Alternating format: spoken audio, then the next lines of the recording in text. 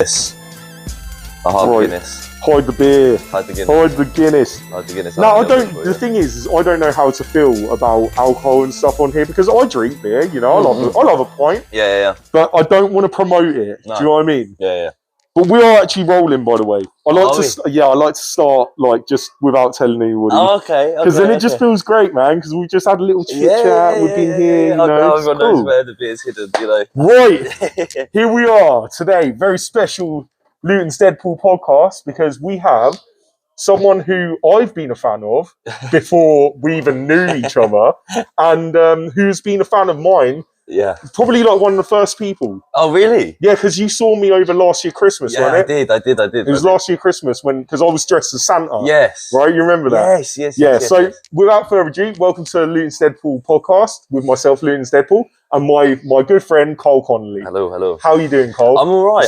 It's good to see you again. I just love seeing you. You're such a happy, lovely guy. I enjoy your company, man. I remember us meeting now. I'm thinking back to it. That was a hilarious day. I remember I was just walking through the town centre with my mum. And I said, "Is that Deadpool?" And my mum was like, "Who on earth is Deadpool?" I was like, "Oh, you uneducated. You're uneducated. You don't understand." And I was like, "I have to speak to him." And my mum was kind of like, "How old are you that you have to feel like you have to stop and speak?" Yeah. And I went, "I'm doing it." She went, "Fair enough." And I come over to you, I remember, and you were so much energy. And it was amazing. Yeah, I remember we got a photo together. Yeah, we did. Mate, no, it was like, I feel like there's certain people I've met over my time doing this, and you're one of my favourites. Oh, stop it. No, without a doubt, because like what you say about my energy, I feel like you're a mirror of that. Like, I try to. Like, because when I met you, you were so excited. Yeah, and do you know what? For the rest of my day, I was like, floating on air. Oh, really? Yeah, because like you made me feel so good about myself, man. I appreciate that. And because you know I'm in the middle of the town centre. Let's be honest. Yes, there's a certain crowd that go around there. Yeah, so you can imagine being. Dressed like this. You should have seen me today. I mean, you haven't said anything about your outfit today. I know it's beautiful. You know, no one's gonna. No one knows. I know. I just kind of act like it just is now. But yeah, I'm dressed as Buddy from the film Elf. Yeah. So I'm going by the moniker of Elf Pool. Elf Pool. Throughout Christmas. Okay, from the North Pole sort of thing. From the North Pole. Yeah, you coined that. Yeah, you need to trademark that. That's yours. It's yours. But the reason why I wanted to have you on the show today is because, I just find you fascinating, man. I think you're a really interesting person, and I think that you've probably got more to give the world as well. Like, you're already quite big on TikTok, right? You do very, very well on TikTok. Yeah, you've got a good following and stuff, and you're doing your acting as well. Yeah. Was you a part of NGYT? I was for a long time. NGYT have been a massive big up to Next Generation Youth Theatre. Shouts out David and Laura out there at NGYT and the whole team there. NGYT are kind of this youth theatre company that have massively impacted me as a person and a lot of the people around me. But I'm a part of NGYT, and you did come down for the quiz night. The quiz night, that was so much fun. Wasn't I a unicorn? Unicorn. I was a unicorn. Yeah, unicorn that night. But no, NGYT. So it's Next Generation Youth Theatre. It's run by David and Laura Lloyd, who are two of the most kind and caring people in Luton. And I think it's rare to find people that have so much influence and care towards the young people in Luton. Yeah. Because it does feel like, young people in Luton do tend to go under the radar. You know, you don't hear many positive things about the town. For instance, if you were to name two famous people that have come from Luton, you'd probably say, Tommy Robinson and Andrew Tate. You know, exactly. They're two people that are the most high ranking. But what NGYT does is it kind of builds people up to be confident in themselves, to be having open conversations while also influencing them in theatre and media and taking them to see amazing theatre and, teaching them great things. And I think they've definitely kept me off the streets when I was quite young. Really? Yeah, definitely. When I was about 16, 17, I definitely found myself at like a fork in the road, sort of where it was like, on Tuesdays I go to this weird theatre companies, but now I'm in college. Yeah. I'm starting to see kind of like the older lads and what they're doing, and it wasn't necessarily positive things. And I remember having to choose kind of like, who am I going to see? Who am I going to devote my time to? And NGYT had such an open space to talk and to express how I was feeling and talk about my passions and my drives and what I wanted to do, that I had that safe space. Yeah. So I think so important when you're growing up. Really, really important. you know, well, tell me, like, where did you grow up in? Where did I grow up? Yeah, please tell me. Yeah, so I don't live there now, so I can kind of go proper into detail. I used to live on a road called Moat Lane. Yeah, around Rumfold, sort of Limbury area, and then I used to have a lot of friends that lived in like the Marsh Farm sort of area. Yeah. So I used to spend my like 14, 15, 16-year-old years kind of walking around that area, going to see my friends, having to go through quite some rough areas, and like at the time, I remember my time in high school, Luton was at quite a peak of crime and stuff like that. I don't know if you can cast your mind back to the London riots. Yeah. But when those were happening, I remember that there was like something like 10 to 14 shootings in Luton within the space of like 6 months. So it was a weird time to grow up at that age. But yeah, I grew up around... how old are you, by the way? I'm 23 now. You're 23, okay. Yeah, so young man still. Man, you are so mature. I know, it's ridiculous. You really are. I just look old. No, you don't. You look beautiful, man. Do you know what? Every time I see a picture of you, I'm like, damn it, man. Damn it, man. Because like to compare to you, you're such a good looking man. Oh, don't say that. I don't know what you're so like. nice. You could be a good looking man. I'm horrid after being under this mask. You wouldn't believe, I'm like a melty face guy. Like it's disgusting. Like it's an horrible. avocado, Oh yeah, it's just absolutely horrible. Nobody wants. Everybody's always like, "Can I see under the mask?" Because if I took it off, they'd be like, "No, put it back on." No, you got to promise. Yeah, I've got to keep the secrecy. 100%. No, but obviously, you know, you've been in Luton for a long time. You come from an area which is, you know, predominantly like quite well known for crime and for young people kind of falling into traps. Yes. So you escaped that trap obviously through NGYT, but it can't have been all down to them, right? Or would you say it was quite heavily down to them? I think it's quite heavily down to David. I think David had this has this effect where it's kind of like he cares so much about young people that you end up caring about what he thinks. And he hasn't got like strong opinions on what you do. Like he'll kind of let you live your life, but he'll always be there to look over you. And I think that having someone to answer to, I think at a time where I was losing out on having people to answer to, was really important. But no, I think definitely my mum as well. I think I have got this voice in the back of my head of my mum. Yeah. So like if I'm about to do something, sometimes I'll just hear her go, "What are you doing?" You know, and I think that's a massive influence as well. So having that is always good. But big up to mum then. Shout out Mumsy. Yeah. Shout out Mumsy. You're wicked, mum. We love you. Yeah, we love you. We love you. Deadpool loves you too. I do. I love your mum. She's amazing. She birthed you. She birthed you, so she's awesome. Okay, I'll take that. Deadpool loves my mum. Right, okay, get out of the t-shirt. No, but yeah, I think that influence of having kind of like strong parental influence from my mum and having David as well, and obviously having good friends at the same time that have all come out of the other end of being a young man in Luton. And I don't think there's enough opportunity. I don't think there's enough. And luckily I found them. You know, I found the few opportunities that are in town, and I found the few opportunities to kind of excel myself as someone who likes to act and wants to perform. And those people helped me find work and kept myself busy, and you know. Yeah, like what's the progression for somebody who's coming from like being a young person wanting to get into acting to you've obviously done some bits and pieces here and there. So tell me about that. Yeah, I don't know how much I can say as like success story, because I don't feel like I've made it to the places I want to be at yet. But in terms of kind of working and getting yourself in the room with people, it's kind of like. Progression comes from knowing people massively. Yeah, I think it's so much about how you connect with people around you and how much you care about someone that you'll never see again. Yeah, in that moment, sort of thing. So for me, a lot of my acting jobs have come from people I've worked with from the ages of like 16 to 20. In the past 3 years, most of the things I've done have come from people giving me a phone call and being like, "Oh, are you still interested in the theatre world? I remember you being good at listening and taking in notes and being a part of a team," and that's a massive. It's like anything really. It's like football or anything. It's when you walk into a space, you have to be able to give yourself to that room and take on what people are saying to you and give them little pockets of wisdom that is coming from your brain, and then that takes you on to work and people will keep you in their books.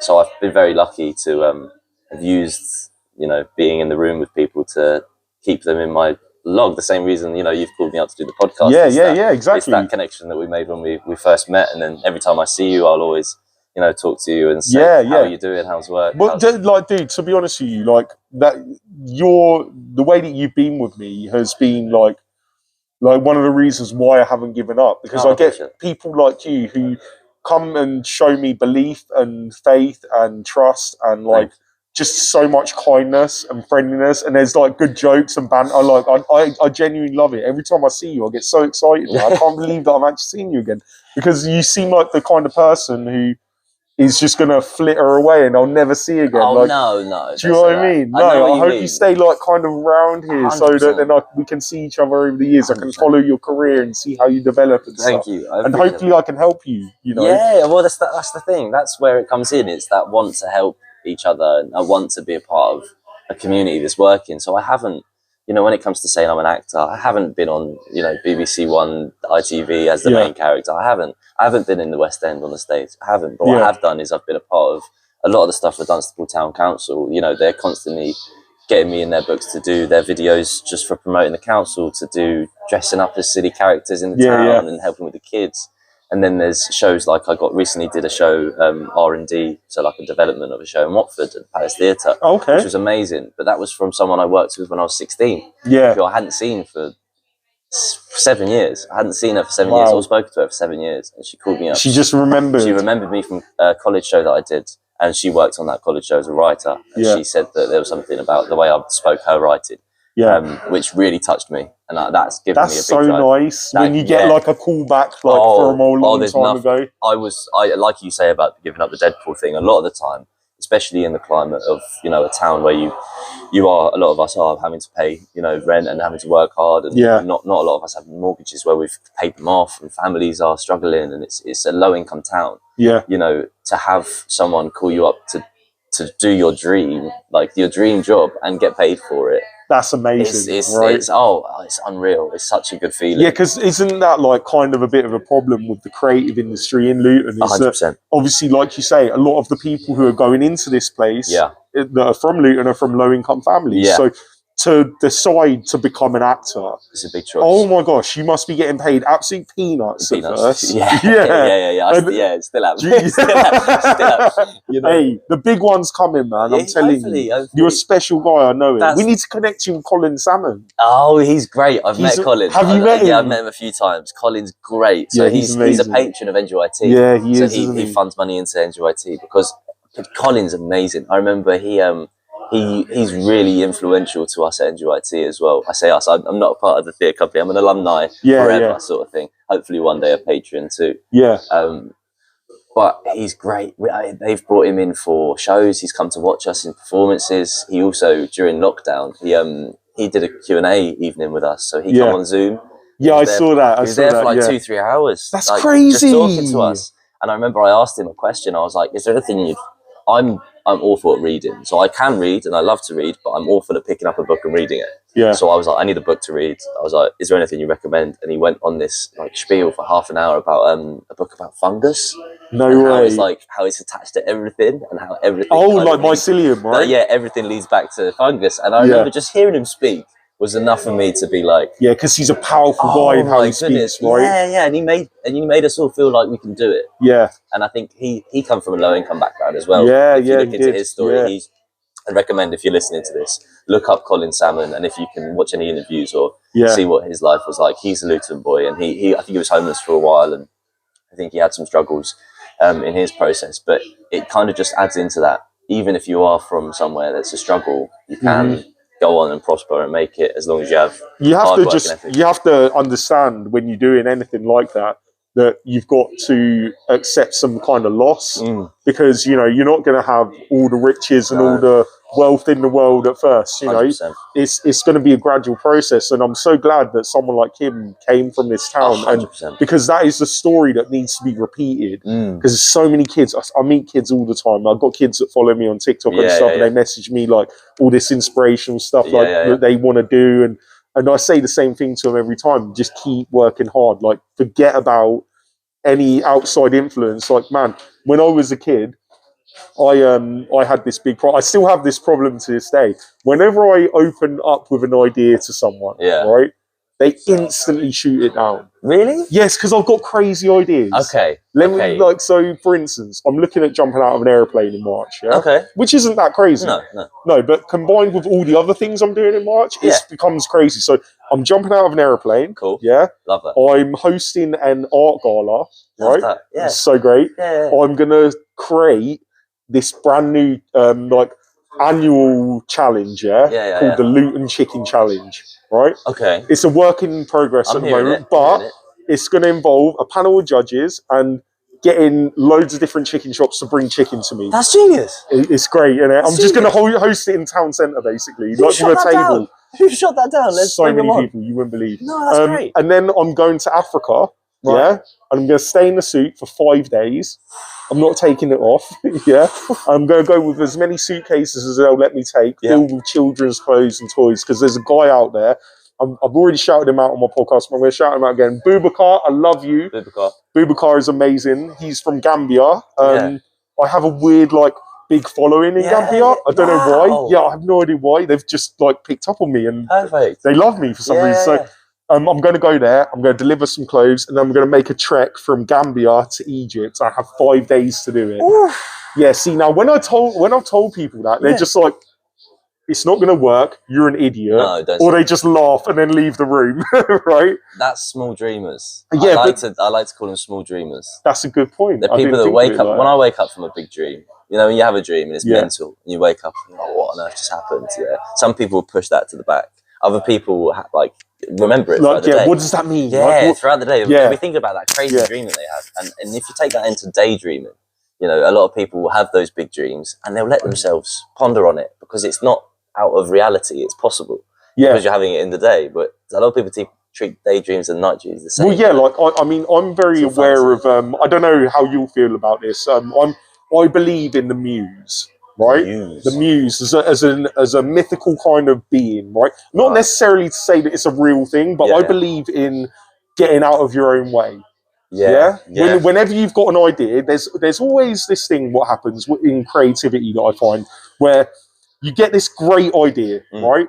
Even if it's not well formed, you get a great idea, and then there's another voice that comes into your head and starts to shout that idea down that's your and voice. Tell you that it's terrible and you're a fool and you can't do it. You're weak. You're pathetic. It's never worked before. Why is it going to work again? And you have this battle go on, right? And what I see these two things as being is like, so you've got your voice, which is your ego, getting involved, but in this creative thing, which has just come out of absolutely nothing. And that's when you switch your brain off and you just let your creativity flow. 100%. And I call that like the muse, basically. Muse. I like that. Because it's like, you know, how many times you've been walking down the road and you're not thinking about anything whatsoever, and then bam, you get hit by an idea. Yeah, a lot. And just out of nowhere. All your best ideas come out of moments when you're not thinking of ideas, right? And I say that that's kind of like, it's not like a mythical force, really. I think it's like your subconscious that's just constantly churning ideas out. And it's like, this is a good one, this is a bad one. And it just throws something at you. 100%. Do you know what I mean? And I think that the more you listen to your ego that says, you can't, the less you achieve, right? I started something last year, which was really radical in my life. Around Christmas time, obviously, I said, I'm never listening to that voice again that says no. Okay. Never again. Everything that comes into my head, I am going to make happen. It's going to become reality. And do you know what? Every single thing has worked. Oh, really? Everything. 100% win record? Yeah, 100% hit record. I promise you. And it's like, everybody I tell, like I say, I get a really negative reaction to, but I just ignore them now. Like I had a very, very prominent person in Luton the other day shout me down about my chicken challenge idea, right? Really? And do you know what? Instead of like completely disregarding what this person said, I cherry picked some things out of what they said, and I've actually made my idea better. That's how you have to do it. Do you know what I'm saying? That's how everything works. Like, it's, if you have an idea and someone tells you why it won't work, those are potential things that could go wrong. They're not why it won't work.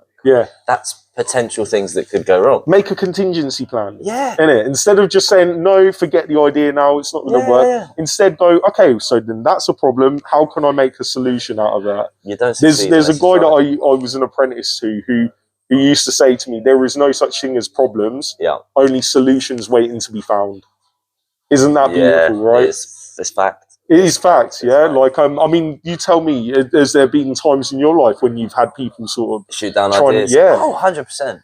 100%. How do you deal with it? It's difficult. I mean, I think it's a massive thing about having some self-belief and some confidence. I mean, I understand as much as anyone that having lack of self-belief is really hard to get over, and you know, beating yourself up. You are your own worst enemy. That's the saying, isn't it?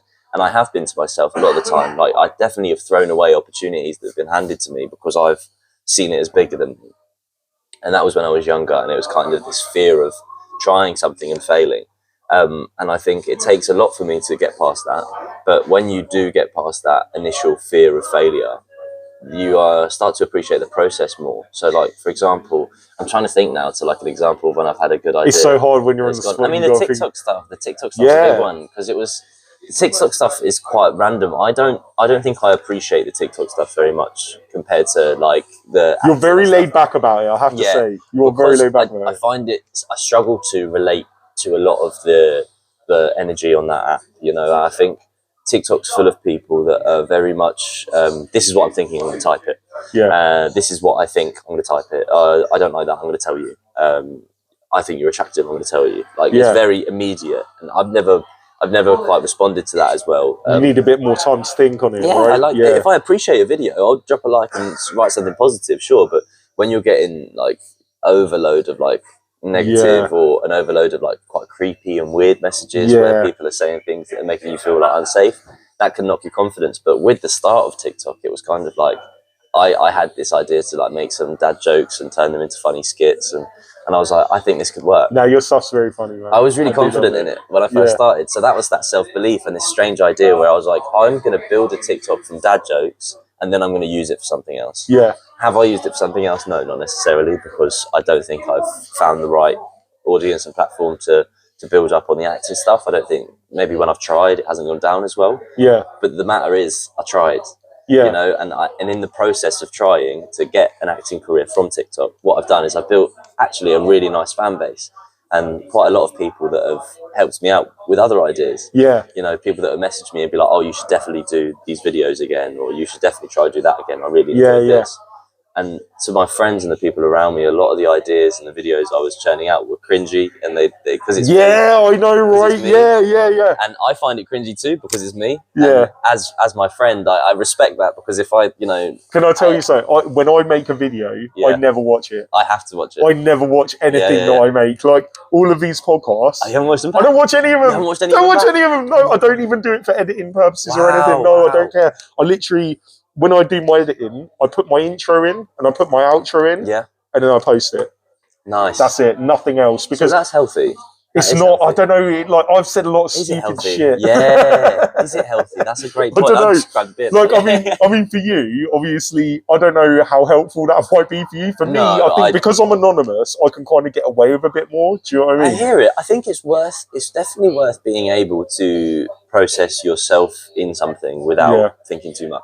Yeah, I think I definitely understand where you're coming how from. do you do that then? Because I can't. I'd get in my own way. Yeah, for me, I think it's a lack of embarrassment. I really struggle to get embarrassed. Oh, okay. Yeah, like I think when I was about 17, 18, I turned 18 a week before the show I did called Rock of Ages. Okay. I don't know if you've ever heard of it. It's a musical. I have heard of Rock of Ages. It's amazing. So full credit, this is the Griffin Players in Luton. When I was about 17, 18, we did Rock of Ages, and I played a character called Franz, who was a camp German character. Yep. Naturally. But when I auditioned, that's not who I was at the time. 17, 18, I was quite camp, but I wouldn't have admitted that to in first conversation with someone. I wouldn't be proud of that. But I kind of went to this audition. I was like, I'm going to play one of the big rock stars. And then we did the singing, and I couldn't hit any of the high notes because my voice was too deep. Yeah. And then they were like, do you reckon you could do a German accent? I was like, yeah. It was wunderbar, yeah. Yes, straight in. So what I did is I kind of stole the voice from the Three Little Pigs from Shrek. No way. This is great. And I did an audition, and they were like, "You're in, like you're doing it." And I did. Stole from Yeah. The Three Little Pigs. I went home and watched it that night. That after is the audition. amazing. After the audition, I went home and watched it, and I was like, "Oh, this is amazing!" Yeah. And I was like, "I can do that." Yeah. And I had to rip my trousers off in the show. Oh my god. And have a leotard underneath. But I was 17, so they were like, "Let's not do it." And I was like, "I turn 18 3 weeks before the show, so let's not do it, and let's talk about it 3 weeks before the show." Yeah. 3 weeks before the show, I've just turned 18. My confidence is a lot higher because I've been playing this camp German character for weeks, and I'm like, do you know what? I'm going to do this. I'm not going to be embarrassed. I ripped it off. It was so embarrassing. I hated it. I was like, I hate this. I'm in a leotard. It's bright blue with pink sweatbands. I was like, this is awful. I'm never like, no girls are going to want to talk to me. I'm in my last year of college. All my college friends are going to come and see it. My girlfriend at the time, her family. Oh my gosh. First night, opening night, I did it, and the reviews were amazing, and everyone. Kind of at the end of it, people I didn't know were coming up to me and be like, "You made that scene was hilarious," and I was like, "Oh, okay." So when I'm embarrassed, that doesn't mean that it's bad. Exactly. So I took that and I ran with it. I was like, okay, if I feel embarrassment or shame, it's probably working. It's probably not necessarily negative. It doesn't always have to be negative. So then when I'm recording videos and editing things, if I look at it and I think, "Oh, that was cringy," or "Oh, that's embarrassing," I'll try and look past that. Try and look as someone else. Okay, if I'm just watching this video, what's the actual content? Rather than what's my facial expression and what am I doing when I know me. You're amazing for being able to do that. I can't even when I'm like out of costume and then I look at something that I've made. Yeah.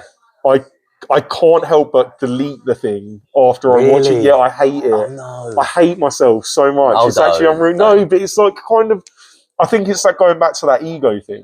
Right? Is that like the ego is basically like self-preservation tool. And it's kind of like trying to save you from situations that might like harm you socially or like even just mentally in yourself. But so I found that like watching stuff, my ego gets involved so much I can't watch stuff anymore because if I do, like I'll send something to my missus. I'll go, "What do you think?" And then even when I send it to her, I'm like, "Actually, don't tell me what you think. I'm posting it anyway."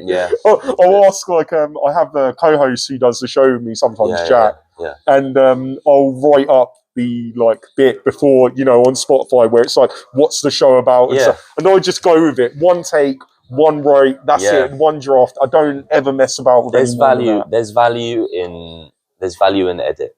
There's value in observing and being able to take in your own content and edit it. Because if you think about it, if you think about a one-man show, for example, if you think about maybe name an actor, I don't know, Idris Elba. Next week he's doing a one-man show at a theatre in London. If you think that he's going to rehearse and not watch anything back, you're wild. Of course. If you think that he's not going to try and get other people's opinions, you're wild. Because what the process is you can't necessarily see and control what you want to put out without taking it in yourself. Yeah, I know. I just view it as like kind of, when you get certain science experiments, when by doing the experiment itself, it affects the results. Yeah. Do you know what I mean? So you never get a clear understanding within that particular experiment. But you'd study the experiment.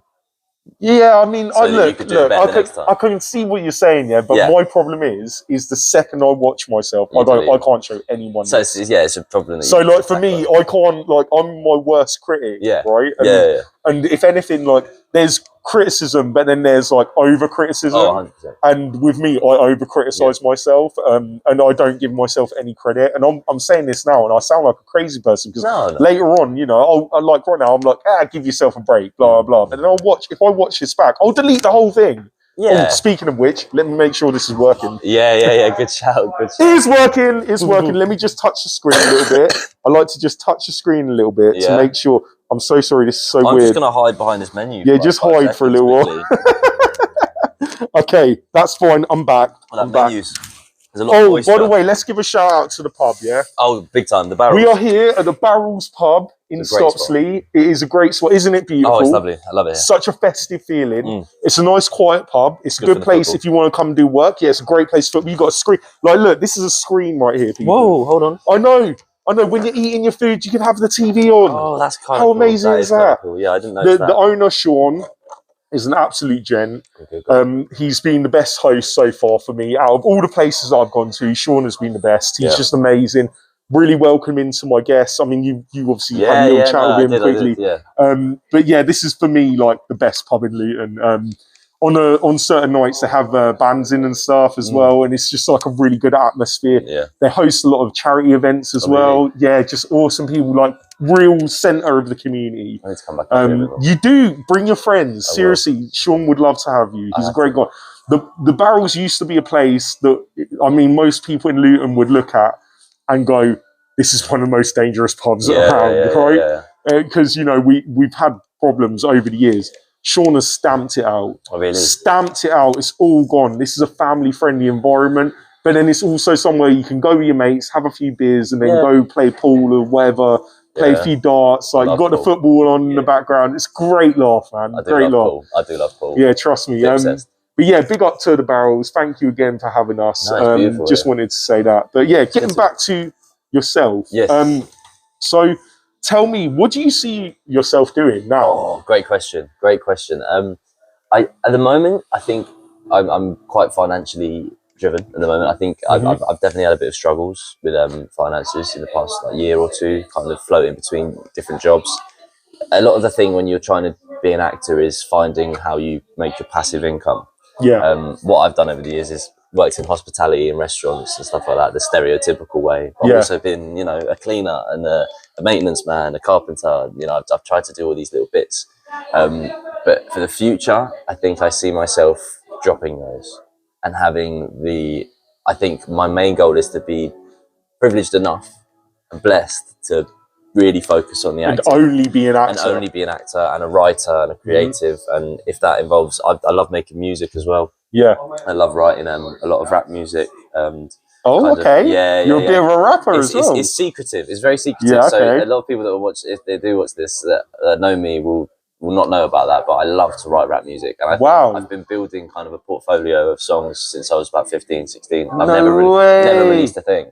So I think, dude, I want to hear one of these things. Yeah, maybe. I haven't got much recorded, so it's kind of like I've left it to the back of my mind. But I think in the next few years, I think I'd love to release a few songs and kind of see how that works for me income-wise. See if I can make some money from that. Use the TikTok. Yeah, exactly. Have that platform that I've built and try and build from there. Hopefully, get some auditions going. I'm taking classes at the moment, so the future is massively wide open. Yeah. And I don't ever want to say that I'm only going to be an actor, because in reality, if it doesn't work out for me in the next 3-4 years, I might have to take a back step. And, you know. Can I ask you, what about stand-up? Oh, I'd love to do it. You're so funny. You're so funny. I haven't said much funny here. That's the no. But we're just chatting, man. This isn't a show. You know, you don't have to. There's no performance here or nothing. Yeah. We're just chatting, bro. Yeah, exactly. Waffle. But like from what I've seen of you, and what I know of you personally, you're a funny guy. I appreciate that. A really funny guy. And if I knew you was on stage performing, I'll be bringing a crowd with me, man. I appreciate for real, because like I'd love to hear what you have to say. Yeah, I mean, I've definitely got stand-up. I'd say that's another thing. That's another thing I was interested in doing. I've written some stand-up bits. You know, I've written. You know, I heard that there was a open mic night in Luton, and they were like, "It's a 7-minute thing." So I wrote 7 minutes of stand-up, and I rehearsed it. I never went. You never went? No, I never went. I never applied. Okay, let me do you a favour, yeah? Okay. I'll come with you. Okay. And I'll go on stage as well. Oh, I don't know. No, I swear to God. I swear to God. I'd love to. I've done stand-up, right? Yeah. And this was... Yeah. That's wicked. It makes it easier, I'm not going to lie. Yeah. But do you know what? Sometimes I'm just given a microphone. And then I make people laugh. I have no idea how. Yeah. You know what? Ryan Reynolds, I'm working on my British accent. Do you know what I mean? There's stuff there. There's good stuff there. There is good stuff there. But yeah, man, if you want to go to an open mic, I'd be more than happy to come with you. Let's do it. I'm signing you up. We'll do it. Cool, man. Cool. Yeah, that would be fun. I think stand-up's definitely something I take in a lot of stand-up. So I watch a lot of comedians. Yeah, same. Who's your favourite? Oh, it's a tough one. I think I quite like quite close to the line comedy sometimes. I think sometimes I like a comedian that knows how to dance along the line of here's what's funny about it, but here's actually my opinion. So here's why it's wrong. But here's kind of why you could be funny. And I think Adam Rowe really does that well. Little Pudley Scouser. He's great. Dan Nightingale, he's great. Daniel Sloss, Oh yeah, he's amazing. He's amazing. Wow. Yeah, I love that guy. He's got. I don't know if you know about his Netflix special where he spoke about breakups and relationships. I haven't seen that one yet. No, I'll give it a watch. Your partner. Really? Watch it with your partner. Yeah. No, I will watch it with my partner. I like to feel that uncomfortable sort of feeling. He's ended. I think he's got a track record of it. I think he's been responsible for the end of over like 20,000 relationships. Yeah. And because he talks about what I love isn't real, and so he's so funny. Amazing. He's so funny while he does it, and it kind of makes you sit there like that. Yeah, that's my favourite. Tom Segura, I think. I love Tom Segura. Potentially the GOAT at the moment. I think he might be working his way up to being the. There's a lot of really good ones. I mean, like if I was to go all time, I'll go probably Bill Hicks. Yeah. I die every time I watch. Do you know the roller coaster? Yeah. Hicks, Carlin, all of that. God, Carlin! Oh my God, I love Carlin. Yeah. You know, I'm a Joe Rogan fan, man. I'm a Joe Rogan fan. He's a great comic, and you know what? Like his podcasts hit and miss sometimes. Yeah. Right, but you know. I like what he's doing. I wouldn't say he's the best of all time or anything like that, but he can be really funny. I tell you why I like taking in Joe Rogan podcasts, because I don't go into it thinking I'm going to agree with everything that these guys say. And I think that's a massive thing about podcasting is it's a conversation. It's not fact and fiction. It's not them saying their opinions as fact. A lot of the time it is just a conversation, and I think Joe would probably promote that himself. It's that kind of idea of you can listen to me and not agree with what I'm saying and still enjoy it. Yeah. And I have done in the past. I've listened to podcasts from them and I've thought, that's not my opinion. No. I think there's But then you get some amazing ones like Graham Hancock. Amazing. Oh my God. Amazing. Have you seen his new show on Netflix? I haven't watched any of it yet. Oh my God, it will blow your mind. It will blow your mind. The aliens. Oh man, I'm like so down to believe. Like, really? This is my problem. I'm a gullible person, firstly, and secondly, I want magic to be real. 100%. Do you know what I mean? I'm so desperate. If a little green man came in here, I wouldn't be like, is he wearing a costume? I'm like, it's a flipping alien. Yeah, so I'll flip a table. I'll go crazy. Yeah. I'm like, come on, man. Come here. Flip the mic on him.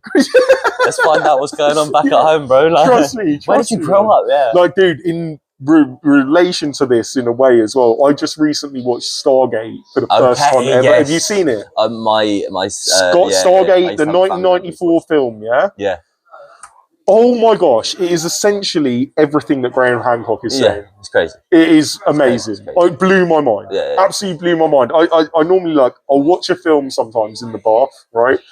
I know, I'm such a woman. I love having candles. Not just my phone. No, it's just on my phone, right? Is it balanced against the bathtub? So no, I've got the whole thing, the wallet thing, so it's like the triangle thing, it keeps it up. It keeps it safe. And it's totally safe. You're not taking risks with it in the bath. Have electronics in a bath. This is not advice, okay? No making breakfast. But I do love it. I love it. And I sat there and I watched the entire 2.5 hours in the bath because it was so good. And then I came out looking like a raisin. No wonder you wear the suit. I know. I'm disgusting. Just crinkled underneath. You just don't want to see it. You know, like how Deadpool looks under the suit? He's like a wrinkled mess. No, I'm way worse. Way worse. It's like I've been thrown into a fire pit, dragged out, thrown into ice, then back into the fire, and then into a vat of acid. And then 2.5 hours while you watch Stargate. Basically. I'm with it. But do you know what? Actually, saying that, it's really funny, right?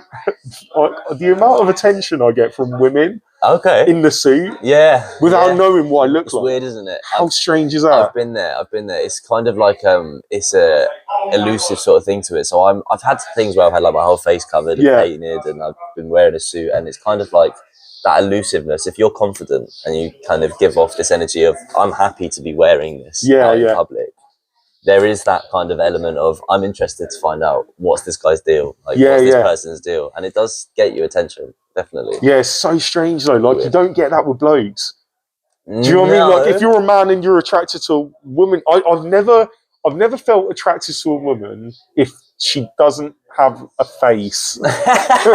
Like me, Like me, I've got no face. That is not a disrespect to women without faces. No, that's such a specific thing. Mate, I've just thrown myself into a hole, haven't I? I've just thrown myself into a hole. Here's the thing. Have I ever seen a woman without a face? No, probably not. No, so I don't know if the demographic... Maybe that's the thing, actually, because then, obviously, women may be attracted to guys in uniform and stuff. Yes. but like I'm not attracted to women in uniform. Oh no, not massively. There's a good comedy bit about that from that Adam. Oh, is there? Yeah, no, I think I am. I think I am. Really? Yeah. Oh, okay, maybe yeah, so like, then. Maybe I'm the I don't think oddity. it matters what it is as well. It's just uniform. Just as long as a uniform is like bin man. Lidl worker. You know what I mean? There is one girl that works in the local Audi, and I don't know if it's the Audi. Every time it's the outfit, isn't it? It's the outfit. It's them bargains, mate. That's what it is. Yeah.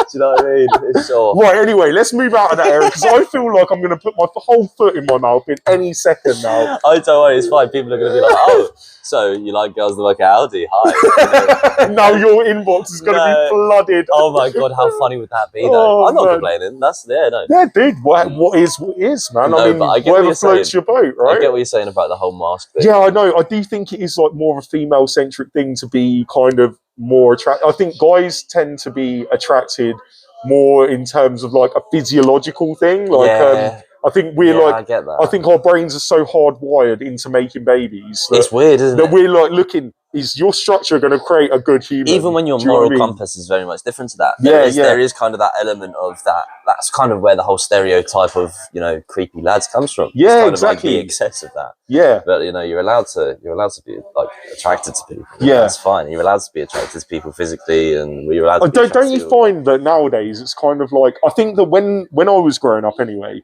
it was like sexism was rife. Yeah, like the way that men treated women was terrible. I think the tables have kind of turned a little bit nowadays. It's still starting to even out. Yeah, it's starting to even out now. But it was like when I was growing up, like sort of making a woman object was such a normal thing. Yeah.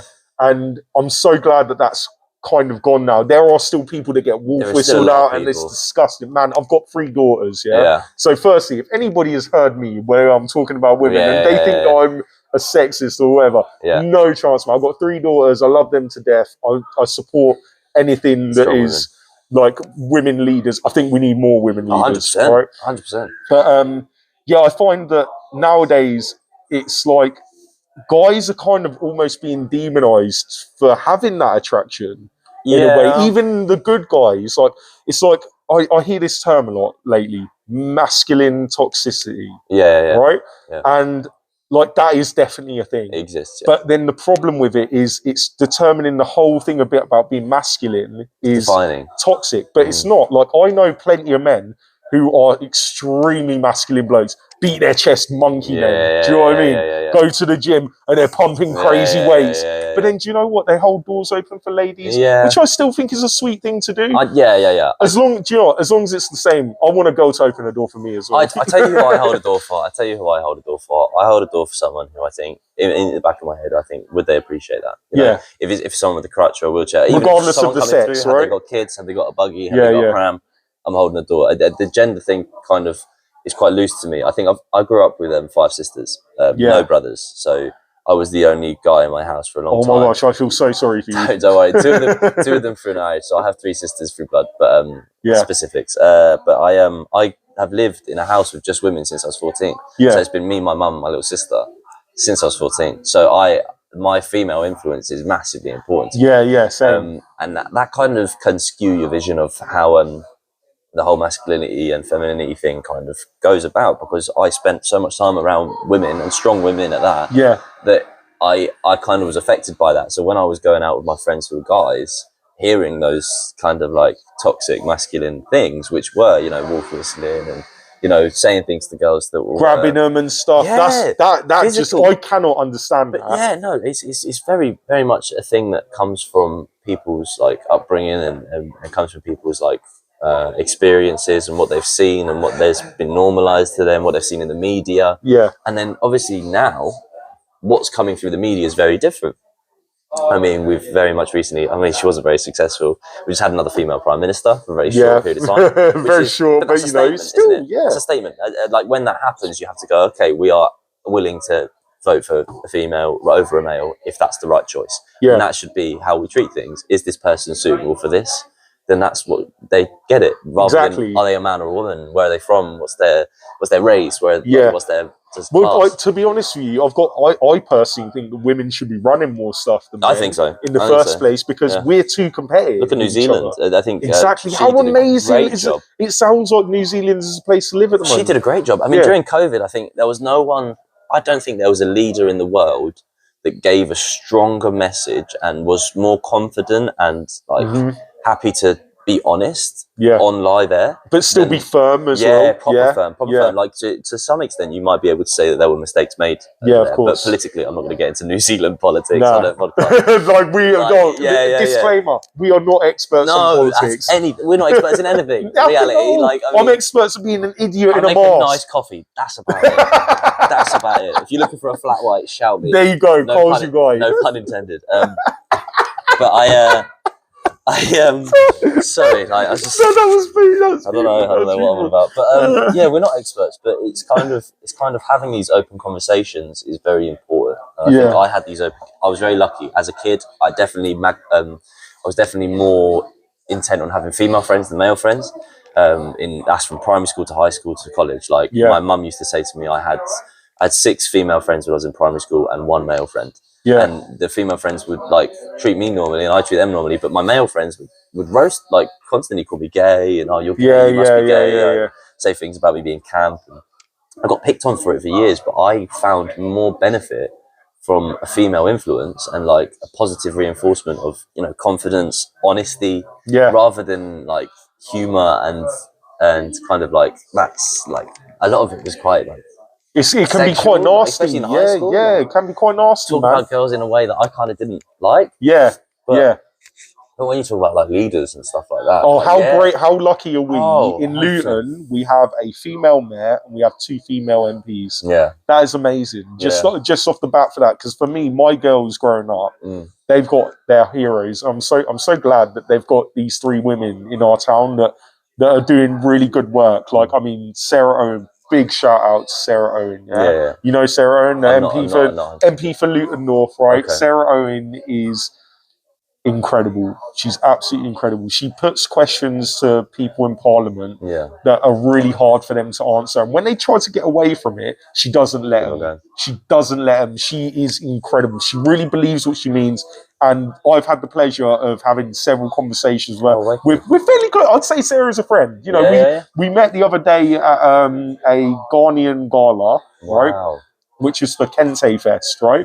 And I got invited by Maria Lovell, the ex-mayor, which was amazing. Couldn't believe I got a really good seat as well. And I spent like a load of time schmoozing with like really big wig kind of people. And then Sarah Owen was there and I saw her. We came and we talked for a little bit.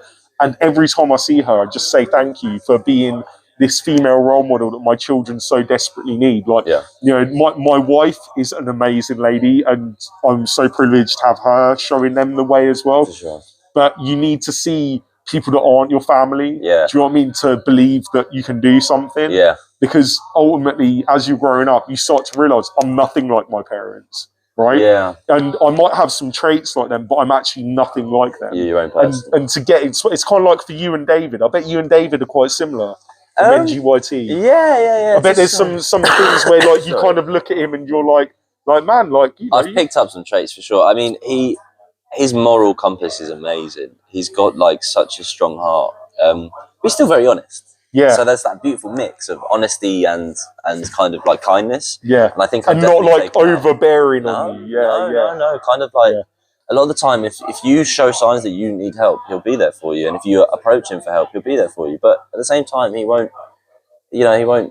overbear it. He won't be all over you, and he'll allow you to kind of learn from what he says and take things on board. Know that you're loved. Know that you're being listened to. That's great. And they're massively important things. I've got the ability to talk for hours. I can just sit and waffle. I can just, sit in a room with someone who I don't know and I can talk for hours without sometimes taking in much information. Yeah. David taught me how to listen. And I think that's maybe our biggest similarity now is I love to listen. Yeah. I think taking in information is just, if not more important. It's way more important. Do you know, I used to get told by another guy who I was an apprentice to, he would say to me, the wisest man in the room is the quietest man in the room. Yeah. because he hears everything. Yeah. So it's the smart one, isn't it? they're the smartest every single time. So like, I mean, obviously I talk a lot, but I have to remember, I literally have to remind myself in the middle of conversation, shut up and just listen, because, you know, occasionally someone might say something like, okay, 99% of conversations you have with most people, like with me and you, I'm gaining stuff all the time when you're talking, right? With most people, you could easily switch off, and then it wouldn't affect your life at all. But do you know what? It's like, I've always believed that no matter what someone has to say, there's always a bit to learn from it, even if it's something boring. You know, you've got to try and like be able to move past the want to ignore and you know, think only about what you want to say. Like, because if anything, what you're going to say isn't going to be well informed if you've not been listening to the conversation, right? And then you're just going to sound like an absolute muppet. Yeah, you know what I mean? Yeah, I tend to do that. I find myself kind of just like allowing myself to speak before thinking. It's dangerous, but I like people that do it, and I like listening to people that are just, you know, letting themselves speak, expressing what they're thinking at the time. I think there's massive value in speaking to strangers as well. Only when you're old enough, like those strangers. But like when you get to a certain age and like you start to realise that, oh, okay, now I'm looking at everyone around me as other people that are trying to get through the rat race the same as me. You know, dealing with the same issues. I remember when I was doing the show for NJYT, I was playing a homeless character, and it was kind of based off of what would have happened to me if it wasn't for one or two things happening. I was very close to being homeless for a while. Had some struggles with the house, and my family got separated a little bit, and it was a moment where I was very vulnerable. I was very very emotional about everything, and I remember we kind of got past that, and then David had this kind of part that he wanted me to play that kind of went down the route of what homeless people go through, because I was talking about it so much. And I didn't make it to a rehearsal one day. I knocked on the door and it didn't open. I was about 20 minutes late. I had a mare on the day. And I left and I went out of the building in the Hat Factory and towards, you know, Starbucks, that bit between Hat Factory and Starbucks. There's always homeless people sat there, right? Of course. I went and I sat next to this bloke and I asked him his name, and I had like a few £100 in my bank. So I was like, you know, I'm going to buy him some bits and bobs and sit and talk to him. And I said to him, I was like, what's your name? He said, Carl. No way. I was like, how do you spell it? And he was like, CARL. I was like, no way. I was like, I haven't met someone with my name yet, like in my life. I don't know why I haven't, but I haven't met people called Carl, like the same spelling. I've never sat and spoke to someone. So I was like, what do you want from the shop? He was like, I'll have a bottle of water, packet of biscuits, a beer, pack of fags. Those are my 4 things. I was like, if that's all you want, that's that. And I'll buy him the bit, because he's asked for it. And I was like, I'm 18, he's 18, whatever. Buy him the bit. I sat with him for about an hour and a half. And he was so honest. And he spoke about like why he was there and how he got into that situation. He spoke about his family and what he'd done wrong. And I think that idea then for me changed about how we look at people and what their story is, because homeless people, a lot of the time, people won't even give them money. Because they're only going to spend it on drugs. Well, how cold are they? Like, what do they want to do with that money? And if you want to buy them some food, and they're like, no, I won't buy them some food, because they'll just sell it and buy drugs. And that's always where people go. But people actually have so much more going on when they're homeless. Do you know, I've always thought, like, as well, in a way, right now, I'm not promoting drug use or alcohol use or anything whatsoever, but I cannot relate to how it must feel to be cold and hungry and wet and unloved on the street. I cannot judge that person for their choices, because that is a situation that is almost inescapable. You know what I mean? It's hard to relate to, whatever you've got to do to get to the next day, like one day you might be able to turn it all around. So I won't ever begrudge anybody for their choices. It's actually funny you speaking about homeless people. I had a situation today which was really beautiful. Like, I'm so privileged in the job that I do. You know, I get to meet tons of people. Like today, I've met hundreds of people in town. You know, because I just stand in town and I act like an idiot. Get my bucket, I jingle my bucket, take pictures with kids and stuff, and then I chat to a lot of adults as well, right? So I've told this story before. I won't retell it. I'll give a brief thing if you don't know it. So basically, there was this guy in town before who sat opposite me whilst I was collecting. And then at the end of me collecting, I went to walk off. And then he came over. And with all the change he collected, he dumped it in my bucket. No. Can you believe it? I tried to stop him. He wouldn't let me. I tried to like give him it back. Wouldn't let me at all. And then the next day, he come and give me more money as well. Amazing. He had nothing. He had black feet from where he had no shoes and no socks. It made me cry, man. Like, understandably. So today, I'm in town. This happens all the time. You would not believe the amount of abuse that homeless people get in town. Yeah, there's some that are causing fights and causing problems, have mental health issues that aren't being looked after. Yeah. But there's this guy that I saw today. I met him before at Discover Islam at their curry kitchen that they do, because they give out food on a Friday, right? So I was there before and I met him. Lovely guy, really, really friendly. We chatted for a bit. He's got so many problems. Like he had this issue with his phone where he couldn't get certain help from hostels and stuff like that, and like just multiple problems. But he's always trying. He's always really happy as well. Yeah. So today I'm in town. Haven't seen him for absolutely ages. He comes up, he taps me on the shoulder. He's like this, makes a big fuss. Like he's just so crazy and wild and loud. Yeah, he's a lovely guy, really, really lovely guy. Yeah, for sure. And I'm like, oh, how you doing? Like, what's going on? Yeah. He's like, this is going on. Yeah, he's got a cup like like a hot chocolate kind of pot. Yeah. So it's got like a Cadbury's pot sort of thing, filled. It's like about that big. Yeah, it's filled to the brim of pound coins and everything. He opens my bucket and tips the whole thing in. Right. And like, he's a homeless person. Yeah. He has nothing. He was like, yeah, that's probably about 20, 30 quid in there. And then he's like, but you guys need it more than me. And then off he went, didn't ask for anything. He didn't expect anything. He just gave that to me out of the kindness of his heart and didn't want anything in return. That's crazy. Doesn't even want people to know his name. It's almost self-sabotage in a way, isn't it? It's beautiful. It's poetic. But it's heartbreaking. It is heartbreaking, because then at the same time he's walking down the road after that, and nobody is looking at him for what he deserves to be looked at as. No credit at all. No credit, no benefit. But then that's kind of what makes him so special to me. Do you know what I mean? Is that to give? Yeah, it's like when you see videos of, you get a homeless person that goes to a piano, right? And they are the most beautiful pianists that you've ever heard. Yeah. Right, like stuff like that. That really touches my heart, man. Yeah. So yeah, I get situations like that happen all the time. Homeless people are wonderful. There's kindness. There's kindness in everyone. There is potential for kindness everywhere. Definitely. But dude, let me ask you one thing to kind of wrap this up, right?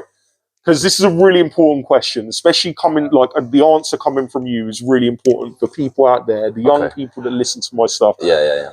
What would you tell yourself when you was younger from this point now? What advice would you give yourself? Yeah. Or what would you expect of yourself? Tell me something that you would say. What sort of age to were young Cole? to? Whatever age you want, man. What's the age where you felt like you needed it the most? 16. 16. What would you say to 16-year-old Cole? Keep your chin up, keep your head up, and work hard, and feel the benefit from the end result and the process of working hard and doing what you love. Don't be scared to do it. Don't spend too much time thinking. Spend more time doing and being active and trying to keep moving forward. It's easy to feel like there's never going to be a happy day again. I think it's very easy to feel that way, and that's a trap that I definitely have myself stuck in around 16, 17, is that lack of hope and lack of ambition, because what's it all for? What's the big question? Yada, yada. But I think you get all the answers and all the pleasure you need from the journey. Yeah. And being on that journey and having an end goal in sight is fine, but don't get distracted by how far away it is or how long it's taking to get there. Just keep doing things that are going to get you to where you want to be. And if that's a little thing, if that's a massive thing, if it's just writing something in a journal, if it's just speaking to someone about an idea, if it's just, doing something that's going to make you feel like you believe in yourself a little bit more and having a little bit more confidence, then do that. Also, I think the people around you, make sure you appreciate the people around you. Tell them you love them. And I think that's very important, is never put to aside your loved ones for your journey, like for your goal. Yeah. Always make sure they're a part of it with you, and take the people you care about and grab them and don't let them go. Man, that's beautiful, Cole. Thank you. That's beautiful. Thank you so much for sharing that. I appreciate it. And can we just give you a little shout out for your social media? Oh, yeah. Because obviously there are going to be young guys and girls out there who want to be actors, Yeah. and they might want to know how. And I'm sure you'd love to give some advice. Yeah, I'm happy to speak. So please give people all your socials. Yeah, so Instagram is super duper Carl with a little underscore. So it's Carl Connelly. If you type in my name, it should come up. On TikTok, I'm Champagne full stop Uncle. And I love that. On Twitter, I'm Carl Connelly. But yeah, feel free to reach out, drop me a follow, and that should be great. Obviously, promote yourself as well, man. I mean, you're great. You're great. I love your Instagram. I think it's better than mine. Oh, thank you, I think it's better than mine. Well, dude, it's easy. I'm Deadpool. Yeah, like, come true, on. true, It's true, like I've got a shortcut. True. It would be terrible if I had no suit. It would just be weird. This guy just like this all the time, like doing weird, like, yeah, do you know what I mean? But no, thank you so much for coming on. It's been a pleasure. And let's do this again. Let's do it. Yeah? Let's do it. My man, thank you very much. Yeah? Stand up first. Oh my God, that's going to be the next thing in my March time. Oh, this is going to be amazing. Right, Luton, I love you. Carl, I love you. I love you too, bro. All right, take care, man. Love. All right, let's do this. Lovely. That was amazing. Yeah.